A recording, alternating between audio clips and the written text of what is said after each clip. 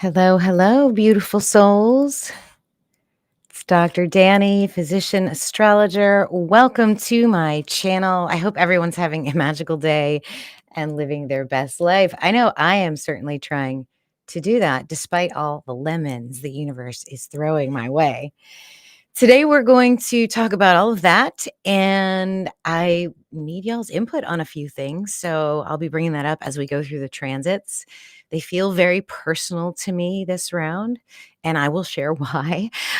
So we will go over the Venus transits basically from today until the coming full moon, which is also a lunar eclipse. This week's going to be intense. It's already picking up. I don't know if you guys can feel it. I'm neck deep in it. So we're going to talk about all of that. Let's see who's here. We have Lori from Washington. Thank you so much, Miss Lori. We have Lady Spellbreaker here, who is awesome. Everybody just thank Lady Spellbreaker right now because she gave me the chart I'm using today and also helped me with the reading that I did yesterday because I literally lost my ability to use Capricorn Prometheus software. Big long story behind it, but it's one of those things where I just kind of had to sit back and sort of look down at everything that was happening to me, kind of give it to God and say, wow, this is amazing to watch. And I'll share with you guys some of the details. But at any rate, thank you so much, Heather, for those charts. You're really, really awesome. I appreciate you. Sima Dragoon is here. Hello, hello. Chilly morning in Melbourne. Oh, yeah, I guess it's getting cold down there. I feel like I could use maybe like one day of like 75, 80 degrees. That would be so awesome. We have Born Under a Wandering Star here. Welcome. Desiree is listening in the car. You drive safe, girlfriend. All right, cool. We have 19 in the chat already. This is amazing. Great. I am going to, I guess maybe I'll just start with the story, or I don't know. Maybe we should look at the astrology. We'll let a few people get in here. And then as I tell my story, maybe the astrology will be more clear. Okay. So, and this is part of my dilemma at the moment.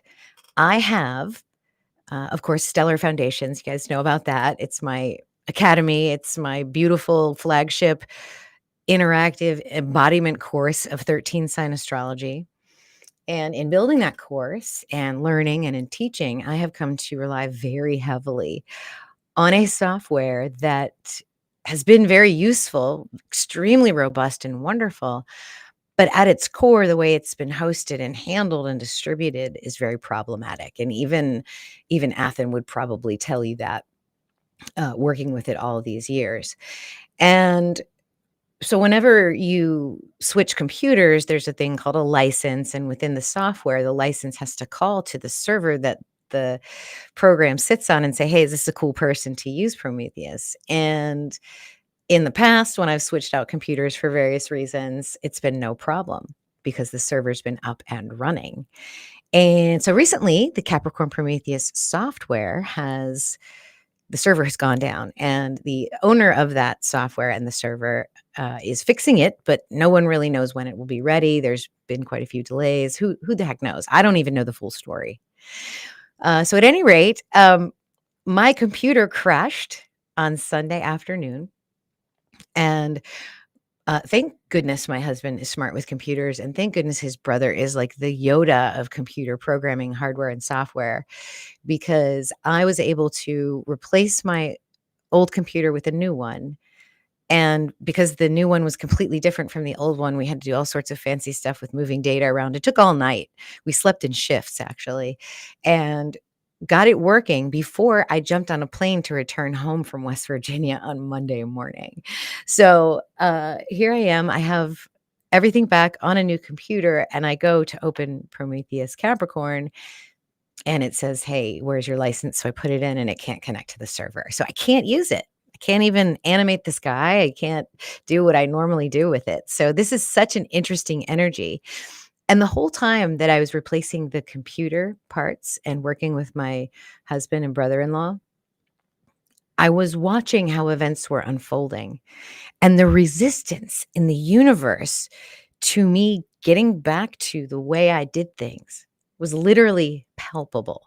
I mean, from the moment the computer went, phew, like I was working on a reading, just taking some notes, and the computer died. Everything's gone. It won't turn on, nothing.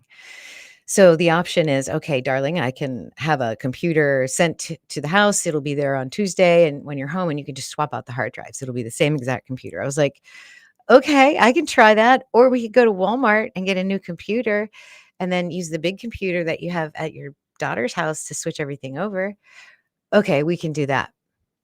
So we get to Walmart and we go to the computer section, and there's one left. There's one left. We finally find it. It's in the cage. You can see the cage, and the guy trying to open the cage at Walmart is literally like, the key's stuck. It's locked. He can't open it. The key's stuck in the hole. Like, nope, you're just gonna have to salivate over that computer and watch this guy like struggle with the cage. So after about what felt like an eternity, it was probably only 3 or 4 minutes, but it felt like 10 or 15. Anyway, he gets the thing out. He opens the thing. I get my laptop. We buy it. We walk out of the place. Then we start working on it. And there are so many steps and so many things that can go wrong. And every single time we tried to work our way around a problem, something else went wrong. It was literally the most amazing force of resistance I saw against in the universe against what I was trying to do. Um, Needless to say, I'm back, and I've got my computer without Capricorn Prometheus, and um, Lady Spellberger, you've been awesome for giving me a recommendation for trying something else. I'm trying a new program. So I'm adapting. I'm trying to figure out if it'll work with my flow. I'm trying to see where I can change my flow. I had to do an entire Venus transit reading without my time map, like literally without the transit grid that y'all see me use. So that was very, very interesting. That was that. So here we are. I have Venus transits for you today, and they're a little bit different. I do have one chart to show you. That's it. I don't know that I'll be able to create these calendars that I have. I'm hoping that the software that I'm looking at or working with now may be able to animate. I'm not sure. If it does, then we're in business. I did find out that I can add the Phoenix angle, so I'm really, really happy about that. And the whole point of this long story is that when you ask for transformation into your highest timeline, the universe is going to give it to you. It's literally going to show you where you need to change, where you need to shape up, where you need to have patience, where you need to adjust what you're doing in order to evolve and to adapt. And I wanted to use my story as an example of these energies that are coming through the cosmos to us from Venus. Y'all know I love Venus. I'm a Venus specialist. I've watched her cycles. And what I have found with this energy that it's not something you force. It's something you're always unconsciously going through, but when you follow it consciously, you get to examine your situation from a higher perspective. You get to allow yourself to resonate in a space that says, it's okay for these things to break, to die, to go away, for me to lose control over, so that I might move them out of my way and allow something else, something bigger, something easier. I mean, honestly, like when I do a Venus transit reading, I will spend 5 or 6 hours preparing for a 90-minute to 2-hour reading for you. And for the price, it's an amazing amount of work, and I get to know your chart really well, and I get to learn astrology really well. But trying to do this Venus reading that I was doing for someone today because of the situation, I did it completely differently, and I wonder if it's not even better than what I was doing, and it was so much more simpler to do.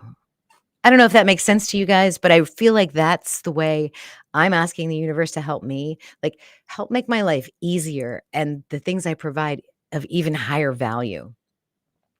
So that's thing one with Prometheus. Wait, there's more. So today it was actually yesterday, I was working on a presentation and a decode to go with the new moon.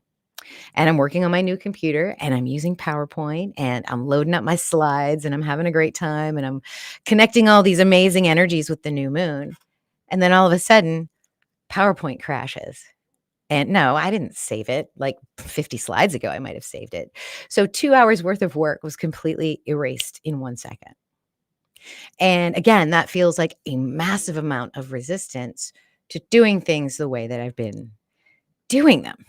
Okay. So there was that other hint right there. And so now I'm considering what this lesson of having such a heavy reliance on something that's problematic, something that doesn't work for me. And that reliance has shown a lot of weaknesses in what I'm doing and what I'm offering. So for Stellar Foundations, the good news is I am reducing the price. It's currently $18.88 for a 13-week run with us, and you get to come back to it for as long as it serves you, for life if necessary. Part of the package was Prometheus Capricorn software.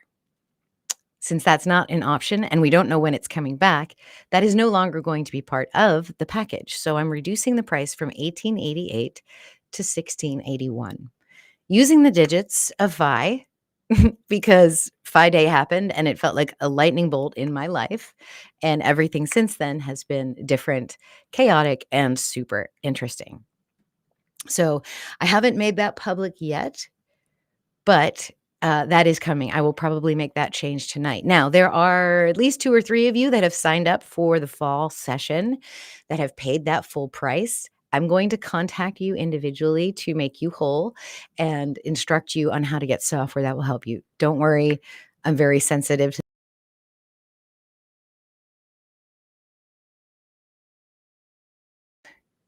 Can you guys see me okay? That was weird. I think I was having a technical problem here. It wouldn't surprise me. I mean, this is how the universe is working for me right now, especially since I'm spilling all of this truth. So, where was I? Anyway, Stellar Foundations, the price is going down because I'm removing Capricorn Prometheus software as part of it.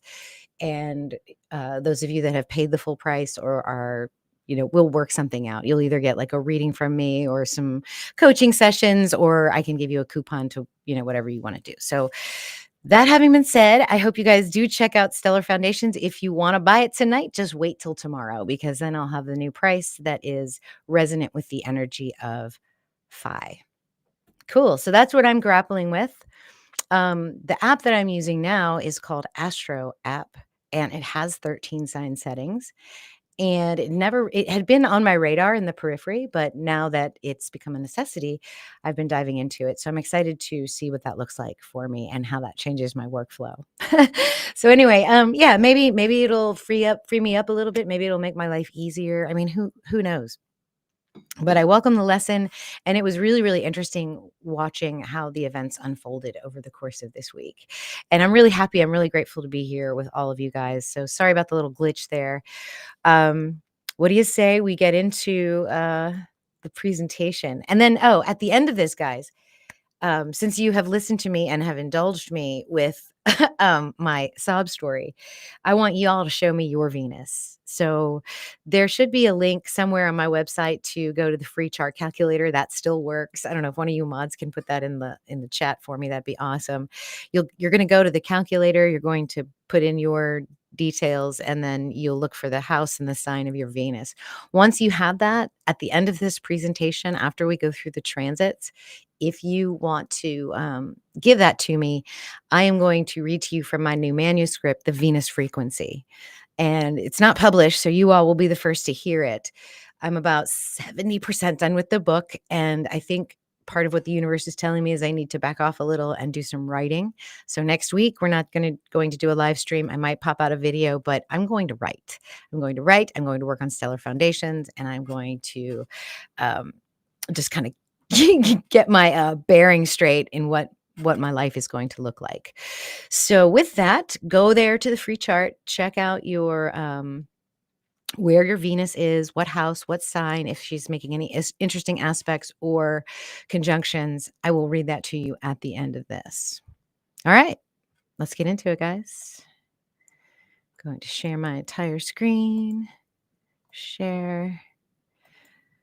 Thanks for listening to me. Seriously, though, I think sometimes when the universe is that loud with what you're doing. You need to pay attention to it. And I know some of you guys, excuse me, I know some of you guys have experienced that. You know, you're like, wow, this is so amazing. I can't believe this is happening to me. So we are going to take this Venus energy from now until the next full moon, which is the lunar eclipse. So hopefully you all are familiar with this particular calendar. Just going to make sure it looks okay on here. This is what I'm not sure I'll be able to make anymore. As long as I can animate Astro app, I think I'll be okay. Because this is really actually how I do it. I watch the chart and I see Venus in motion, and this makes the waves of energy make a lot more sense to me. So here we are. Let me get my pen out and we'll write on this. We are right here. This is today. And last week when we talked, when we had Logan on the channel, kind of as a surprise guest for Phi Day, it was really appropriate. We did some decoding. I'm convinced that Venus does represent Phi, that she represents the underlying code of the universe. Her cycles bear out the Fibonacci sequence, which bears out the golden ratio. It's just really an incredible and magical number when you're doing numerology, when you're doing astrology. And that day was really spectacular because it was the near perfection of Jupiter and Venus conjunct star Sirius. And Sirius is a serious star, y'all. I mean, that conjunction, I felt it. I felt the portal. I felt the shift in my whole world, my whole life that day. And it's been a whirlwind since, because I left for West Virginia on Thursday. And of course, my stepdaughter had a party to celebrate her birthday, her son's birthday, her graduating from her master's, graduation from preschool, all kinds of good things. So we prepared all day Friday. We had the party on Saturday. Sunday, the computer went down. And then Monday, we got it fixed. And here we are. And you see that this gorgeous conjunction of Jupiter and Venus is waning off. And also the assistance to our lunar nodes, the evolution of our soul, towards Aquarius, towards the good of the collective, towards new inventions and inspirations, using our pure divinity, our pure creative intelligence that is the South Node in Leo. So we have all of this really nice energy last week, a lot of upswing and momentum, a little bit of chaos even. And then now it's the reckoning, right? And this is the Venus in Chiron and Venus trine to Black Moon Lilith. Later this week, we're going to pick up a trine to Saturn and Neptune, and Venus is also going to oppose Pluto. This is going to feel very interesting. We also get a brand new moon in Leo, which feels nice on the surface. When you look at the moon and sun in Leo, it feels like a very happy, beautiful energy. But there's a lot of heavy, darker bodies in the sky that are hanging over our heads right now. So we this is somewhat of an interesting energy. And I don't think Venus is gently entering the stars of Cancer. I think there's an opportunity here for vulnerability, but I feel like we're going to have to get to a point where we say, F it, and here's Venus sextile Uranus. We might have to just do something crazy and spontaneous next week.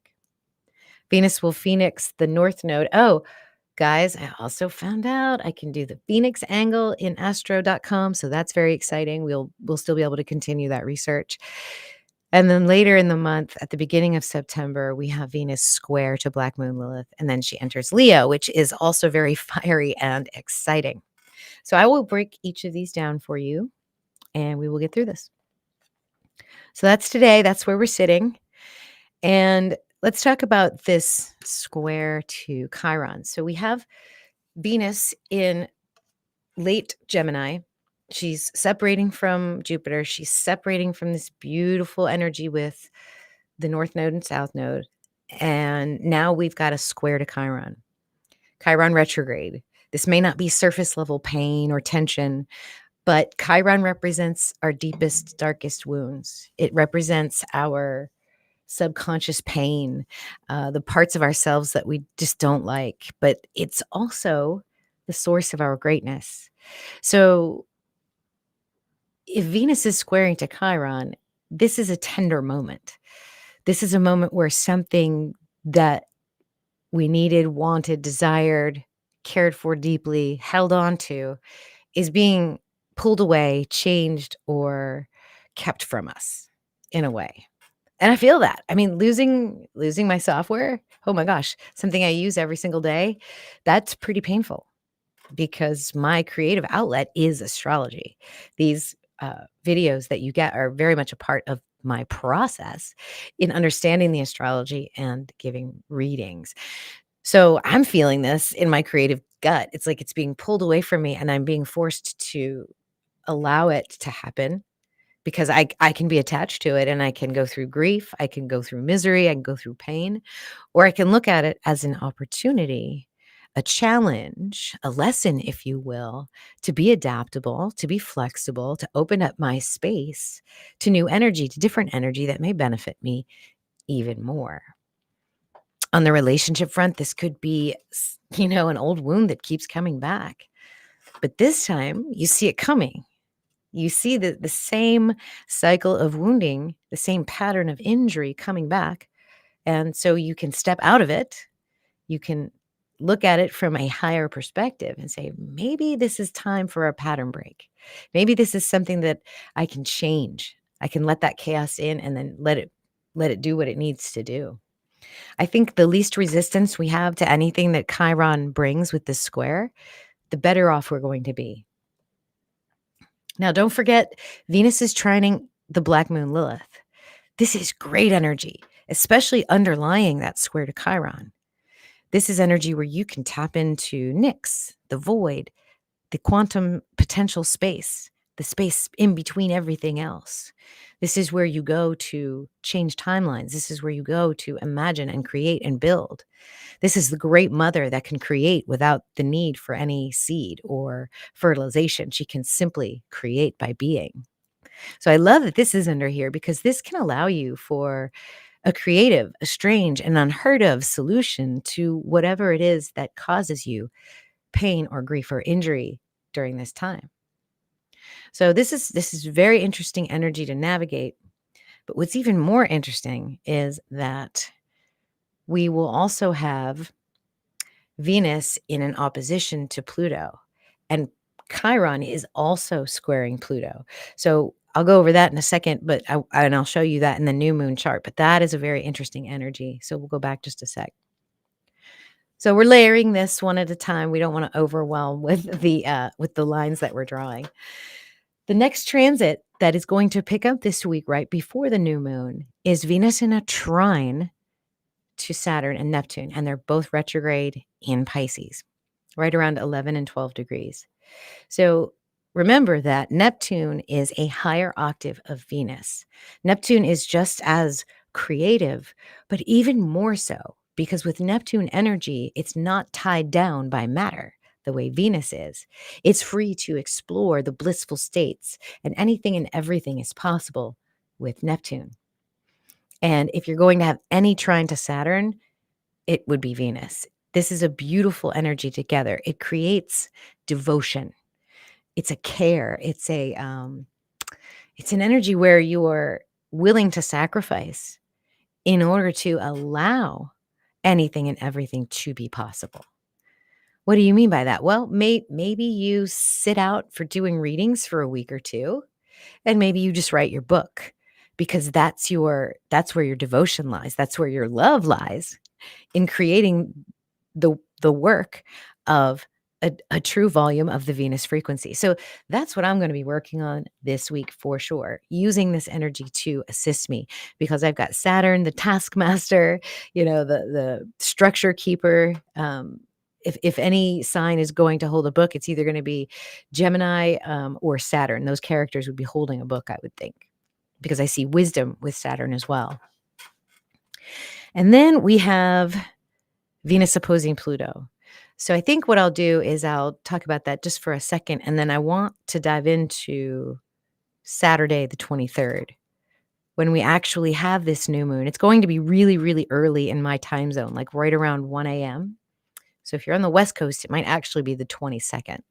if you're a couple hours behind me. But at any rate, this new moon is happening right here on the cusp of Friday and Saturday, which is Venus and Saturn. So that's very interesting, if you want to kind of decode the way the moon is commenting on it. Friday is Venus's day and Saturday is Saturn's day. And the new moon's happening right here, at least for those of us in the Americas. So Venus is opposing Pluto. Pluto's at the first couple of degrees of Capricorn and is also retrograde. So we have Venus at the cusp of Cancer, Pluto at the cusp of Capricorn. And everything that passes through this space where it's opposing Pluto goes through its own version of a purification process, a transmutation.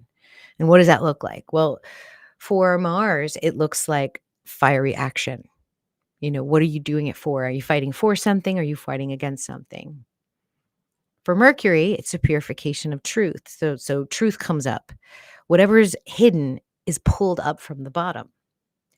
And so with Venus, this is not an unpleasant process. This can actually be quite awesome because you have no idea your true creative potential unless you really dig deep and pull it out from the deep, dark underbelly, your Lilith space, your quantum foam, your void.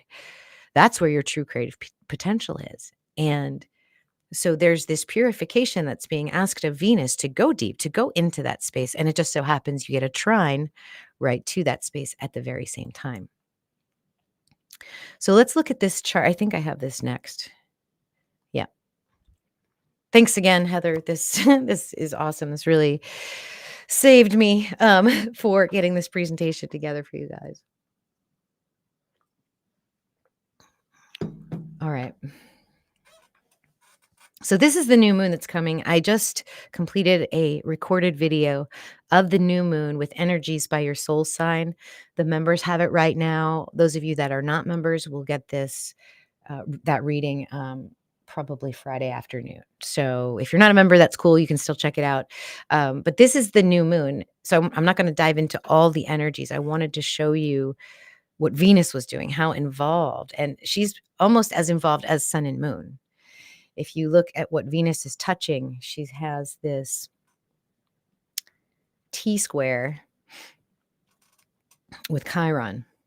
So that's why I sort of brought all this up gently, because it can manifest very differently.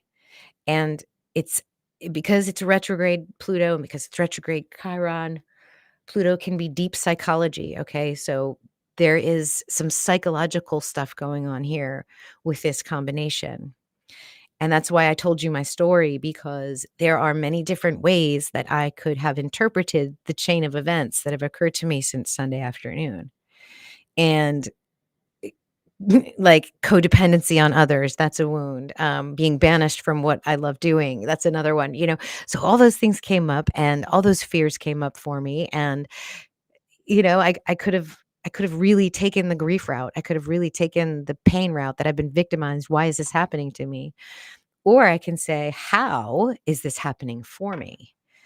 And by doing that, it's really, really amazing. And I think the other energies that also ask us and give us the ability to take that elevated mindset is this yod with Pluto, Saturn, Neptune, and the sun and moon for Saturday. So this is really important. And this Chiron energy is also trine our sun and moon, even though Venus is in this T-square. Okay. The other thing that's happening is that Venus is in a grand trine later this month, which I'll show you as well, with Saturn, Neptune, and Black Moon Lilith. So that's what I just showed you on the chart. This is a grand trine. So it's not just the energy waves you see, it's also the geometry that they are creating.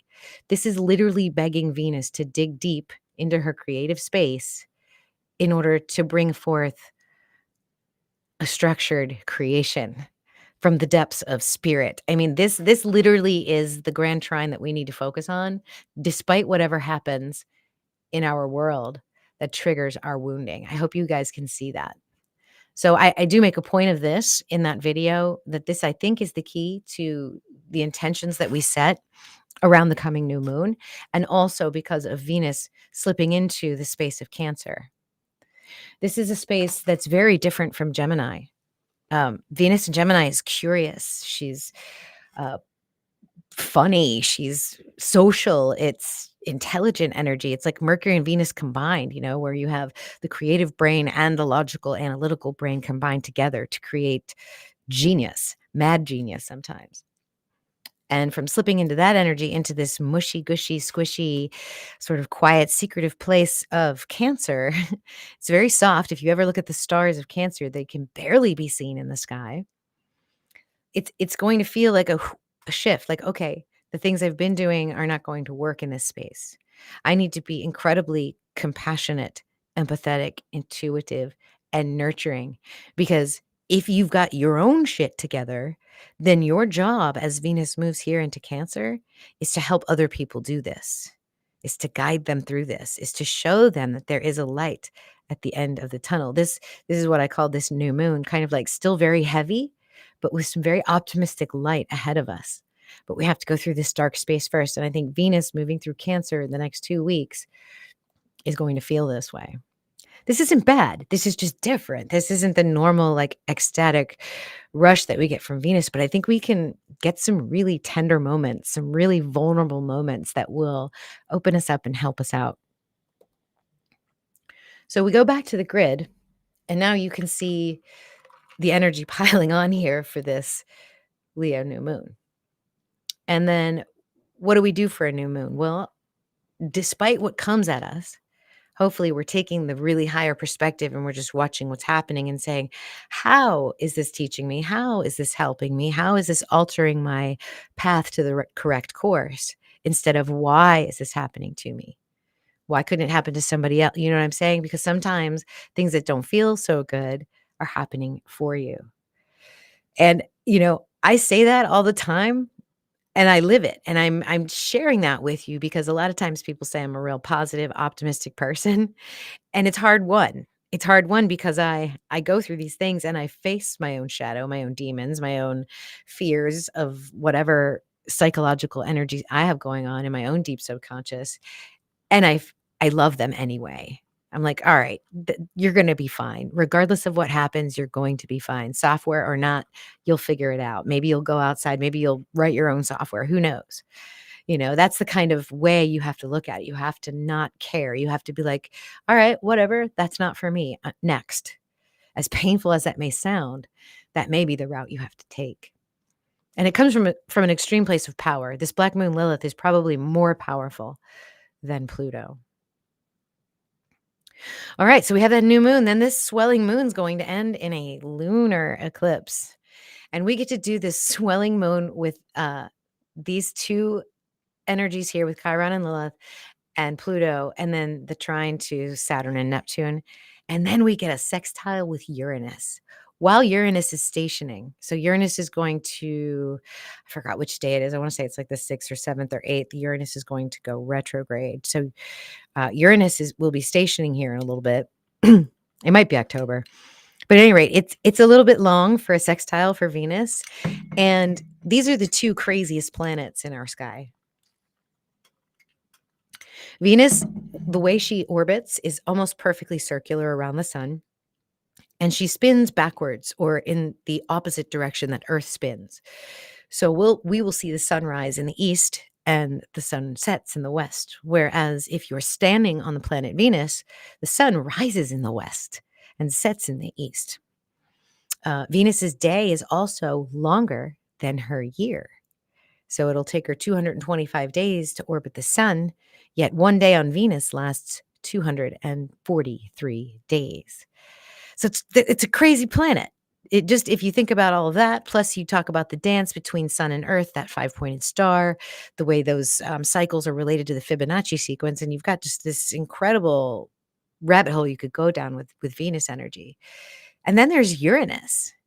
And Uranus is like the godfather, the grandfather of all of the planets. It's the OG, the granddaddy. And Uranus lies sideways with rings. And so orbits like its obliquity is almost like 89% or something like that, almost 90 degrees. So a completely like sideways orbital path. It's just a strange way to move through the universe when you compare it to the other planets. And then you get into the mythology between these two guys. So Uranus was banished as the leader of the gods and castrated by his own son. And the phallus of Uranus fell into the foamy sea of Neptune, and Venus was born. So, born of violent nepotism, Venus with the perfect orbit spinning in opposite directions and the planet laying sideways are now in a sextile to one another, which is a doorway. It's an opportunity to use the best and the worst of both of these planets. Venus is your creative spark. You're probably going to be wanting a breath of fresh air, something exciting, something different, something fun. So I think this might be an excellent time for doing something crazy, doing something you've never done before. Who knows? You might like it. How that will manifest for you? Well, Uranus, we can only guess. It could be anything. But Uranus is a little wild. So, have a good time. Be careful. Watch yourself. But this should be a good time. It should be a good time after the bumpy road that we have over the next few days. And then Venus is pretty much, like unaspected. If she does have any aspects, it's purifying with Pluto, but that's separating. And then she's separating from her trine with Saturn and Neptune. Let's see, there's more. Let's see. There we go. All right. So the next, as the weekend after our new moon, about the quarter moon, the first quarter moon, Venus is going to make one of those golden phoenix angles to the north node. This should feel like synchronicity. This should feel like something is coming to you that you've desired in a way that you didn't expect. Because remember that transit with Uranus a few days before. This is like, kind of looking at the door and asking if you should opening it, and then finding the surprise of a lifetime. That's what this should feel like. At least that's what I expect. If not, it could just be really nice synchronicities, like you just start flowing with what you're supposed to be doing. These 2 days might go really, really easily for you. You might be in a very, very good mood, feeling like you're on the right path. You ever had those days where everything just flows? That has not been me this week. Except for right now, it seems to be going okay. All right, if you guys are loving this content, please give me a thumbs up. Let me know if I'm doing a good job. Subscribe if you're lurking. After the aha moment of the weekend after the new moon, as we approach closer and closer to the full moon lunar eclipse and Venus's transit into Leo, we have a square. We have a conflict, an obstacle, a course correction with our big creative power. Something that we didn't expect could happen here. Something could feel very restrictive here. Something could feel like somebody's trying to hold you back because of this square, because Black Moon Lilith can't be contained. The more you suppress it, the more it bubbles up and manifests in unexpected and unusual ways. Venus also can't be suppressed. She'll just glide gracefully around whatever obstacle you throw in her way. So, what's the conflict here? Well, the conflict here is you need to learn to use this power, because you might find that because of what you went through, you now have a ton of responsibility. Venus is associated with matter. She manifests it, she pulls it to her center, while Lilith is the space from which it is created. So be careful here, because I think whatever you imagine the first few days of September, you will bring into your life. Then we have the eclipse. We're going to do a separate video on that, probably a decode on the eclipse. There's so much numerology around eclipses, it would blow your mind. But I am going to do some writing before I even consider that and think about that. I have to ride this wave with focus and clarity. So what's coming will be interesting, and we'll analyze it in a couple weeks. After the transit into Leo, Venus will make an opposition to asteroid Lilith and will phoenix Neptune and Saturn. Cool. So I think that's the Venus transits. I wanted to show you stellar foundations. Go to learn.drdanny.com and click on this course. I think there's a link in the chat. Check out this course. The prerequisites are actually a free preview. You just need to put your email in there, and you can check out my teaching style. If you learned something from that and you could still grasp the information, that is how I teach. And the rest of the course goes like that. And you will have access to everything that's in here if you sign up for the course. If you're convinced tonight and you go there and you click on it right now, don't click the buy button until I change the price. And again, those of you that have already purchased it at the early bird rate of 1888, we have to talk so that I can adjust what's going on with how you access astrology software. So that's that with Stellar Foundations. And then don't forget to register for this conference, the first annual Sidereal Astrology Conference. I'm one of the keynote speakers. I will be talking about the Phoenix angle. It's free registration, so sign up today so that you can be a part of this historical event for constellational astrology. All right, guys, show me your Venus. Type it in there. I'm going to stop sharing my screen and I'm going to pull up my notes. And I'm going to read your Venus. So, wow, how was that? I mean, literally, this Venus transit's telling my life story. It's really quite amazing. I'm living it. I don't always share those journeys with you guys, but I thought, you know what? I think that's probably what I need to do. That's probably why the moment I had a 2-hour presentation ready to go for you guys, Spirit slapped my hand away and was like, no, you don't get to do that. You're just going to have to do something different. So I said, all right, let me do that then. No problem. I'm easy. I could have cried though. I was literally like, oh my gosh, help me, help me. All right, let's see. Who do we have? All right. Lady Spellbreaker says, my Venus is in Taurus in the 5th house. Okay. All right, so let's see. I have Venus in Taurus. Do you know if you're a morning star or an evening star? All right, Venus in Taurus is the embodiment of sacredness. If you think about the journey where Aries kind of sparks the flame of desire, Taurus is an energy that tends to it slowly, steadily, and with devotion. This is the house that Venus rules. And here she's literally goddess of the garden, the priestess of pleasure, and the artist of the earth. This is not a passive placement. It's the activation and the cultivation of beauty, of presence, of physical ecstasy as the spiritual path. In Taurus, excuse me, Venus teaches us that love is not a chase, but a rooting. She shows us that pleasure is not a reward, but a birthright. She moves through the world with deliberate grace, not out of laziness, but because she knows the value of savoring. Her magic is not in urgency, but in the way she creates timelessness through touch, taste, scent, and song. Where Aries says, I want, Taurus says, I have. Where Aries burns, Taurus grounds. Venus in Taurus reminds us that we are made of matter and matter matters. She invites us to slow down and become intimate with the now. She does not rush into love. She becomes loving, sensual, stable, and deeply attuned to the pulse of the earth. Yet this placement is not without challenge. Venus in Taurus can cling to comfort, fear change, and resist disruption. She may become overly attached to things, people, or routines. Her lesson is in alignment, is to learn the difference between security and stagnation and between luxury and excess. But when she is in alignment, this is divine presence.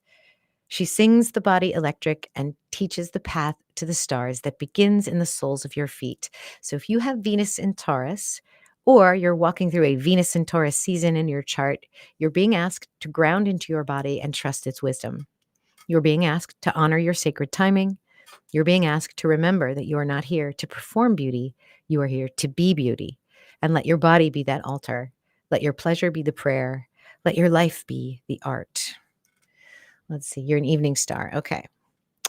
So evening stars have tasted loss and have kept loving. This is a very mature energy here. It's rooted in wisdom and ritual. Evening star Venus does not seek, she draws, she magnetizes. She holds still, and the world comes to her. This is the Venus who understands that creation does not require motion, it requires presence. Evening star Venus in Taurus is the rose in full bloom, holding court in the dusk. And you said fifth house, right? Okay. Let's see. So fifth house, Taurus, Venus, is a divine delight. This is a joyful lover, the sensual muse, the playful creator. Your heart sings through art, affection, and pleasure. When in flow, you radiate innocent beauty and cosmic joy. And when blocked, you may waste energy or take more than you give. So I hope that resonates with you. If it doesn't, let me know and I can edit. All right, let's see. Let's see who else.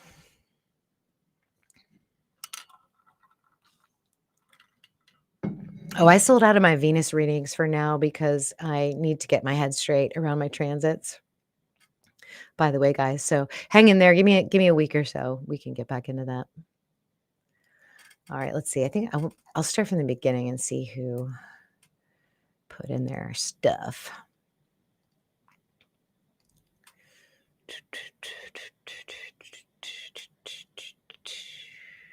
All right.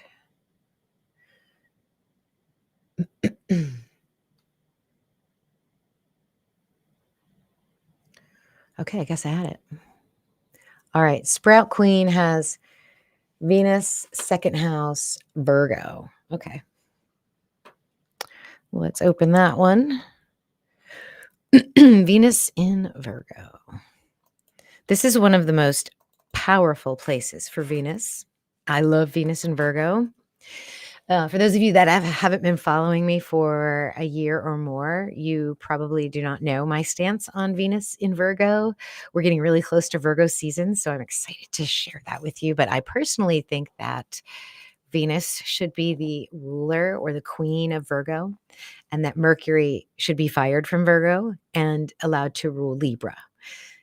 So if Mercury rules Libra, then you've got Mercury on Gemini and Libra, two air signs.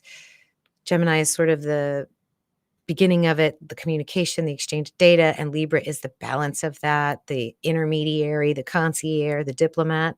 And I just love Mercury for that. I just don't think it's Venus energy. Whereas Venus in Taurus and Venus in Virgo is earth energy. It's, the spirit into matter stuff. Part of being Venus in Taurus is you're literally the here and the now. You're embodying the physical, the sensual. That's what Venus is here to do. Her path to enlightenment is through experience of the senses. And so Virgo is the other earth sign that is a divine feminine that represents the pure power of creation through chaos. If you think about Virgo energy, it takes care of that really critical point between spirit and matter. The energy that's being born and birthed through spirit energy and into matter needs tender care. It needs intelligence around it. It needs support. And Virgo is very focused on that. Babies, the plants, even the dying. The dying is also going through that transition, but in reverse. And so that energy needs to be carefully curated, carefully placed, or otherwise it's too much power. So Virgo is such a special and important energy. There's over 1,200 black holes in this constellation. And a black hole is a singularity of gravity and light that destroys matter and creates matter instantaneously. So Virgo's powerful. Venus in Virgo is the flame behind the veil. It is the sacred spark that does not boast but blesses. It does not demand but devotes. She is the keeper of beauty in small things. She is the quiet priestess tending to what is broken and the sensual healer who honors the world not for what it promises but for what it is. This is where Venus turns her love into a sacred offering and her pleasure into practice. In Virgo, Venus finds her power not in spectacle but in subtlety. She notices what others overlook. She sees the worn threads in a favorite garment, the shift in the breath when someone is about to cry, the exact timing of a bloom, and the perfect placement of a comma. In this placement, love becomes intelligent, pleasure becomes precise, beauty is born from consistency and ritual. Venus in Virgo does not create to impress. She creates to heal. She crafts, she edits, she refines, she sacrifices. Through this sacred refinement, she reveals the divine in the details. This placement teaches us that care is not weakness, devotion is not codependence, true service is not sacrifice. It is actually sovereignty. Venus in Virgo does not need the stage, she needs purpose. Her sensuality is attuned to cycles, to soil, and to the breathing rhythms of creation itself. She is aroused by the elegance of function, the grace of the imperfect, and the dance between growth and decay. When blocked, Venus in Virgo can become overly critical or overly humble. She may hide her gifts behind perfectionism. She may mistrust others to hold the same level of integrity or give until she forgets her own worth. But when she's integrated, she becomes a channel of quiet magic. She reminds us that love is a practice, beauty is a way of tending, creation is a sacred loop of becoming and unbecoming. If you have Venus in Virgo or are living through a Venus Virgo season, you are being asked to devote. You are being asked to discern what is worth your care. You are being asked to treat your own body, your own work, and your own becoming as holy ground. You are not invisible. You are indispensable. Do you know if your Sprout Queen, if your Venus is evening or morning star? I'm going to read second house for you. You find pleasure in the tangible world.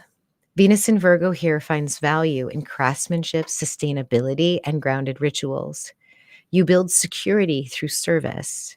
And when blocked, you may undervalue your gifts or fear luxury. All right, let's see. Yes, Seaman Dragon Logan was on last week, the Phi Day conversation. It was pretty good. He watched me do a decode and he contributed. It was pretty cool. All right, let's see. Sunny says Venus in Leo in the 12th house. All right, let's do Sunny's. Let me pull up Leo because actually in about 2 weeks, right after that full moon, we are going to have Venus in Leo. So this is a nice sneak peek into Venus in Leo. So if you are, I ask if you're a morning star or an evening star because in this manuscript, I do differentiate that. It's two flavors of Venus. In general, though, morning star Venus is going to be more of the warrior, the huntress like Diana. Beautiful, strong, capable, willing, whereas the evening star Venus is going to be more sensual, more receptive, more of a feminine kind of a Venus, whereas a morning star is more of a masculine kind of a Venus. So if you don't know if you're morning star or evening star, I can probably show you guys how to do that before we're done, or maybe I can't. I don't even know anymore. Maybe if you know that about yourself, that's easy to find out. But you can also feel into this energy and feel if there's more of a, I'll read them both and you can tell me which one feels more resonant for you. So Venus in Leo is the flame that does not flicker. It is the steady burn of devotion. It is the radiant heart that insists on being seen. She is the muse draped in sunlight and the lover who turns attention to art. This is where Venus becomes sovereign. This is where she claims her creative fire, not to compete, but to illuminate. In Leo, Venus does not dim. She shines because it is her natural place to shine. This placement calls us into our own royal chambers. Venus in Leo teaches that love is a form of radiance and that pleasure is a sacred performance of the soul. She shows us that beauty is not just how something looks, but also how it makes us feel. She reminds us that being adored is not vanity. Sometimes it's medicine when offered through the open palms of self-worth.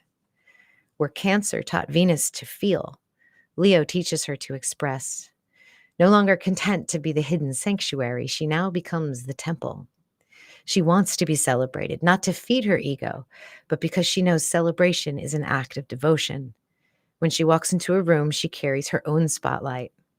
Her gift is not just her presence, it is the way she makes others feel more alive simply by being in her orbit. This Venus creates through drama, color, music, and movement. She loves like a poem written in fire. Her affections are grand. Her heartbreaks are operatic. Beneath her radiant glow is a tender heart that wants to be chosen, not just seen. So she gives loyalty with a lion's strength and seeks those who will honor the magnitude of her offering. When this energy is blocked, Venus in Leo may demand validation as a substitute for true connection. She may confuse attention with intimacy or fall into performative love, acting out roles instead of revealing her heart. When integrated, her love becomes a blessing. She inspires, she uplifts, she reminds us that we are each worthy of applause. So if you have Venus in Leo or were walking through Venus in Leo, you were not made to be small. Your joy is a transmission. Your love is a crown. You do not need to prove your light. Just let it shine. So if you are a Leo morning star Venus, you come out blazing. You're magnetic, flirtatious, full of new ideas. Your desire here is creativity. It's spontaneous. It's bursting with light. You initiate affection and delights in giving gifts. This Venus may fall fast and love loudly. She burns hot and wants to be seen for her joy. The evening star Venus has weathered love's shadow and emerges with a deeper presence. Her light is golden and warm rather than blinding. She still shines, but it is an earned glow and touched by wisdom. This Venus desires reciprocity and seeks creative expression with the soul. She's generous, but not performative. Both expressions are divine. Morning star Venus opens the stage, and evening star Venus writes the play. One dazzles, one deepens. Together, they remind us that true radiance is not performance. It is a devotion to the spark that lives within us. All right, so that's Leo. That's 12th house. Let's see what Leo in 12th house feels like. You shine behind the scenes because 12th house is secrets and enemies. Venus in Leo creates in solitude in this space, dreams in symbols, and loves through presence more than performance. You are the muse in the mist, offering warmth from hidden places. When blocked, you may hide your light or seek admiration through fantasy. So you are like someone's creative muse. You just sit there and sort of come up with the ideas. And if you give someone your idea, that's literally your gift. That's so beautiful. I love it. So interesting how the house can absolutely change the flavor. All right, let's see who else. Maybe we'll do one or two more of these. And then I got to get on the phone and fix stuff. Oh my gosh. Born under a wandering star has an Ophiuchus Venus in the second house with Mars. All right, this one should be very interesting. Let's go ahead and do this one. Venus in Ophiuchus. There isn't a lot of information out there about Venus in Ophiuchus. This is a really, really powerful place for Venus energy. So get ready for this one. Hold on to your hats. All right. So Venus in Ophiuchus does not merely symbolize love, pleasure, or aesthetics. She is the initiation into transcendence and the alchemical doorway between mortality and divinity. Venus in Ophiuchus births matter into form and experiences it through the senses as her divine mission. This placement carries the sacred mysteries of creation and dissolution in equal measure. So in many esoteric traditions, Venus is seen as the bridge between the material and the immortal. In Ophiuchus, she is Sophia, the wisdom of the womb. She is Seshet, the ancient Egyptian goddess of astronomy, charting the stars and weaving the heavens into a living temple. Those with Venus in Ophiuchus carry the cosmic memory. They understand that love, knowledge, and existence are all transmutational forces. They do not merely love, they alchemize. This is also not a very soft Venus. This is Venus as the serpent bearer, walking between worlds, healing and destroying at the same time. Love for her is a form of gnosis, Gnosis, gnosis, stripping away all illusion. It demands truth and it awakens the soul. Those who love someone with this placement often undergo transformation after transformation because their presence is catalytic. And they don't seek to be loved in return. They awaken love as a mirror, as a forge and as a flame. There's a tremendous danger here with Venus and Ophiuchus, because Venus and Ophiuchus is both the medicine woman and the vampire. She restores life and devours what no longer serves. This polarity, when embodied consciously, becomes the key to immortality. Those with Venus and Ophiuchus walk a fine line between nurturing and consuming, between empowering others and feeding on their energy. When aligned, they become channels of deep wisdom and spiritual transformation. When unbalanced, they can manipulate, drain, and destabilize those they touch. Venus in Ophiuchus moves like the serpent, weaving between the realms. She brings a natural ability to transform relationships, heal others, and access deep wisdom through love and beauty. These individuals often serve as catalysts for others. Their presence alone unlocks truths and unspoken desires. Their love is intensely magnetic. It's never meant to be possessed. Similarly, the Kundalini energy awakens but refuses to be tamed. Venus in Ophiuchus thrives in depth, mystery, and the sacred exchange of energy. Now, let's see, you had ninth house, right? No, second house. Okay. So second house means that you create value through the sacred body. Venus in Ophiuchus here draws abundance through hands, voice, sensation, and frequency. You will bless the material world. When blocked, you may become overly attached to form or fear spiritual loss through material success. So even though you can gain as much money as you need with the wave of your wand, you know that the accumulation of stuff from the movement of the energy of money is also something that inhibits your spiritual growth and attachment. So that is so interesting. Okay, with Mars, I will read to you Venus and Mars. This is always a good one. And then I'll do one more and we'll call it a day. All right, so a natal Venus conjunct Mars. So Venus and Mars represent the eternal polarity that dances at the heart of creation. They're not enemies. They're not simply lovers.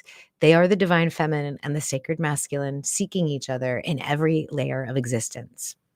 When they come into contact, whether by birth or by transit, something within us awakens. We remember that desire is sacred and that action can be divinely inspired. Venus is the creator. She conceives beauty, harmony, and love. She senses the shape of potential and draws it into form. Mars is the executor of that vision. He does not create from nothing. He brings into motion what Venus imagines. Where Venus listens and receives, Mars initiates and acts. Enlightenment for Mars comes not through stillness, but through alignment with the will of the creator. When he acts from this place, his energy is replenished, not drained. He becomes the sacred flame in service to a higher design. So their union is electric. Mars governs fight and fornicate, right? That angry and anxious energy.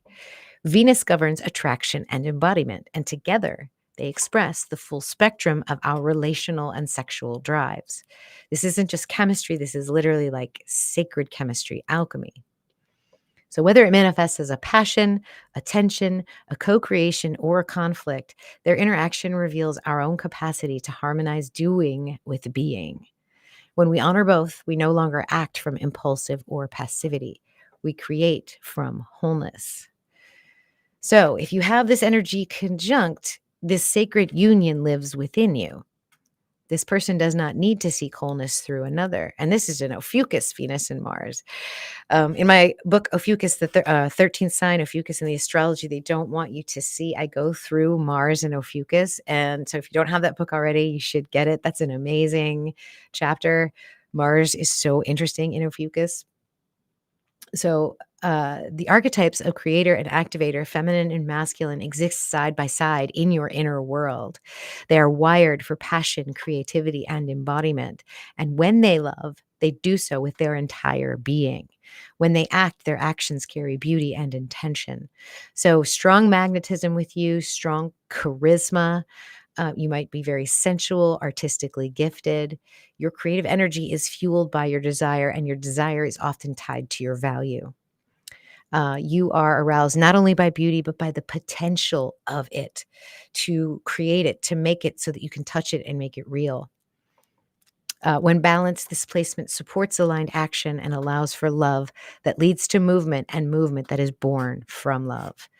So, this fusion can also feel intense and difficult to regulate. Venus has an impulsive side, especially when swept up in Mars's fiery nature.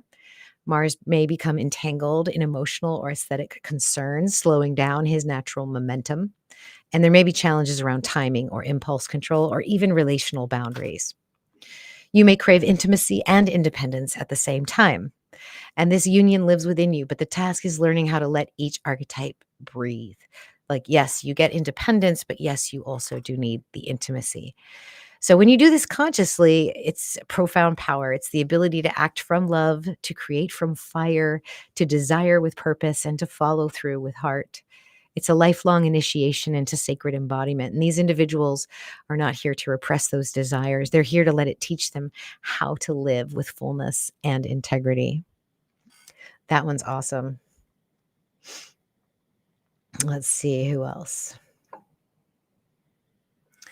Desiree has Mars in Ophiuchus.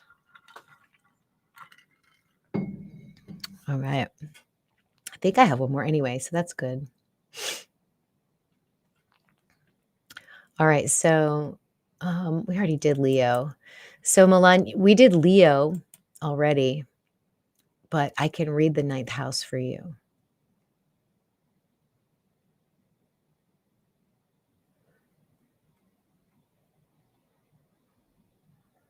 All right. Actually, what I'm going to do right now is I'm going to read Venus in Cancer just to end this, because we are about to enter Venus into Cancer. So I want you guys to be ready for that. This is what we're going to be feeling into. We're going from Gemini, which is sort of the, the fun, witty, charming energy, intelligent energy of Venus in Gemini, to this very, very different energy of Venus in Cancer. So Venus in Cancer is the love of love. She is the moonlit tide that returns again and again to the shore of the beloved. She remembers every sensation, every gesture, and every whisper. She feels it all, even the things that were left unsaid. Here, Venus in Cancer does not rush. She moves like water, slowly, tenderly, and with a devotion that carves canyons. This is the placement where Venus is most instinctively attuned to the needs of others. She knows what you feel before you say it. She senses what is missing. She intuits what would nourish, soothe, or shelter. Venus in Cancer offers love that protects, love that listens, and love that remembers. There is sensuality here, but it isn't performative. It's private, sacred, and deeply real. She becomes aroused when she feels emotionally safe. She reveals herself only to those who have earned her trust. So where Gemini was curious, Cancer is devoted. Where Gemini explored, Cancer tends. This Venus is the keeper of emotional memory. She does not forget, and every connection matters. Every rupture leaves an echo. Her creativity arises from her capacity to feel. She paints with longing. She writes in tides. She weaves love into her surroundings, nurturing beauty like a garden that needs tending, not applause. When this energy is blocked, Venus can become unmeshed. She may give too much, too soon, and without boundaries. She may mistake emotional labor for love. Her desire to care can eclipse her own needs. She may share parts of herself with those who have not earned the right to witness them. But when healthy, her love is a sanctuary. It's moonlight on salt water. It's the softness that survives. Venus in Cancer asks us to return to the source. She reminds us that the womb was the first home. She teaches that nourishment is a form of devotion, and that the heart knows things the mind cannot measure. She invites us to slow down, to feel it all, and to let ourselves be loved in the most tender of places.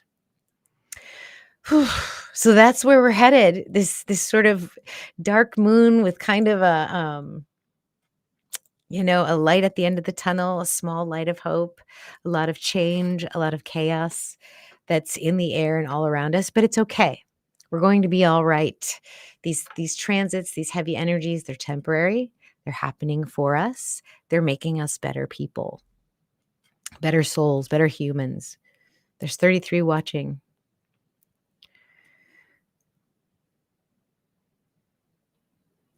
All right, let's see. Oh, thank you so much, Sunny.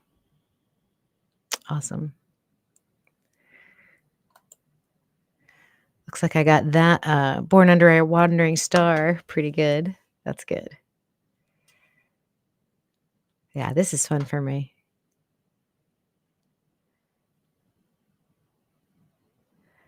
All right. Good, good.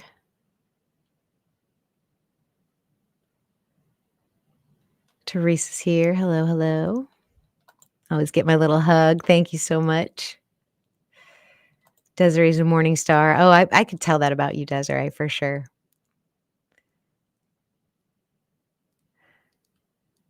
Awesome. Okay, good. Looks like everybody is good. Everybody's doing all right. I think I might do another live stream this week. I might not. Like I said, I have to get my head on straight. I have to figure out how my workflow is going to go, and it's okay. I mean, it's okay. These things happen. It's not the end of the world, but it's definitely a eye opener, and we'll see what happens. So I think we okay. So on Friday afternoon, you guys will get the new moon video. And then the members will get the Zoom call with me on Sunday night at 6 p.m. So look in the post section under the members for the Zoom link. Those of you in Stellar Foundations will also join me as well if you would like. And we'll go over this lunation. And if you guys want to get personal and ask me questions about your chart, I welcome those questions. That's what I'm here for. That's what you get because you support this channel. So you get to tap into my expertise for your own learning and development. All right, cool. I think that's everything I wanted to share with you guys. Thanks so much for hanging out with me and going on this Venus journey with me. It's just so beautiful and wonderful. I love Venus energy. I'm excited that more and more of you are getting into it. We have 33 watching, which is, Pi Phi and the Golden Cipher is 33. 33 is creation, 33 is freedom. So I love you all so much, and we'll see you next time. Namaste, guys.